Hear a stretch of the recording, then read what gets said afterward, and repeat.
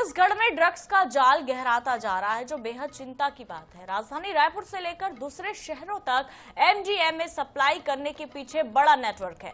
इस drugs network को Nigerian drugs suppliers के साथ मिलकर दिल्ली ऑपरेट कर रहे हैं, जिसे ड्रग्स की दुनिया में भूतनाथ कहा जाता है। जी हाँ, आपने बिल्कुल सही सुना। देखिए इस पर हमारी एक खास रिपोर्ट।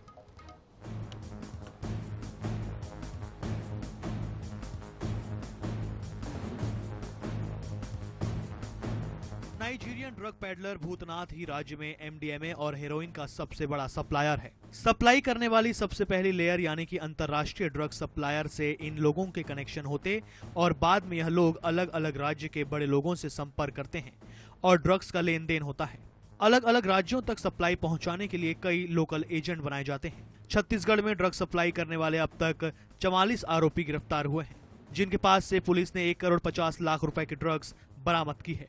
इसमें 1 करोड़ रुपए की हेरोइन भी शामिल है। ड्रग्स के इस धंधे में कॉलेज स्टूडेंट्स से लेकर शहर के युवाओं तक को टारगेट किया जा रहा था। भूतनाथ ने सोशल मीडिया और इंस्टाग्राम अकाउंट्स के जरिए सप्लाई चैनल बनाया है। राजधानी रायपुर में एमडीएमए ड्रग्स सप्लाई के नेटवर्क के खुलासे के बाद और नव्या मलिक की गिरफ्तारी के बाद उससे पूछताछ में कई अलग अलग तथ्य सामने आ रहे हैं। वहीं साइबर पुलिस नव्या मलिक के फोन रिकॉर्ड्स को भी खंगाल रही है और फोरेंसिक साइबर में तमाम जो रिकॉर्ड्स हैं उसके द्वारा लिंक्स निकालने की कोशिश की जा रही है। हालांकि अलग अलग लीड्स पुलिस की टीम को मिली है, जिसके आधार पर पुलिस आगे की इन्वेस्टिगेशन कर रही है। वहीं सूत्र बताते हैं कि जिस प्रकार से एमडीएमए ड्रग्स राजधानी रायपुर में सप्लाई की जा रही थी, इसका सीधा कनेक्शन अंतर्राष्ट्रीय ड्रग पेडलर से है और अमूमन देखा गया है कि अंतर्राष्ट्रीय ड्रग पेडलर्स में कई बार नाइजीरियन गिरोह शामिल होते हैं, जिन्हें भूतनाथ के नाम से भी ड्रग्स की दुनिया में जाना जाता है।